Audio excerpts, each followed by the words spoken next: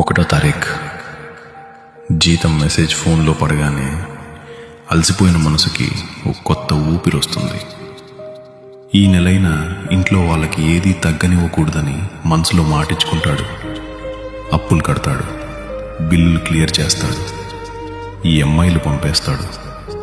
మిగిలింది ఎంతైనా సరే వాళ్ళు సంతోషంగా ఉంటే చాలు అనుకుంటాడు. 10 రోజులు గడిచేసరికి ఖర్చులు తగ్గవు, కానీ తన కోరికలు మాత్రం తగ్గిపోతాయి. తనకు కొనాలి అనుకున్న షర్ట్ ఆగిపోతుంది, తినాలి అనుకున్నది వదిలేస్తాడు. కానీ ఇంట్లో వాళ్ళు అడిగిందే ముందుగా తీసుకొస్తాడు. 20వ తారీఖు వచ్చేసరికి అనుకోని ఖర్చులు ఒక్కొక్కటిగా తలుపు తడతాయి. గ్యాస్ అయిపోయింది, పిల్లాడి ఫీజు ఉంది, మందులు కావాలి. అప్పుడు చూస్తా అని ఒక మాట చెప్తాడు, కానీ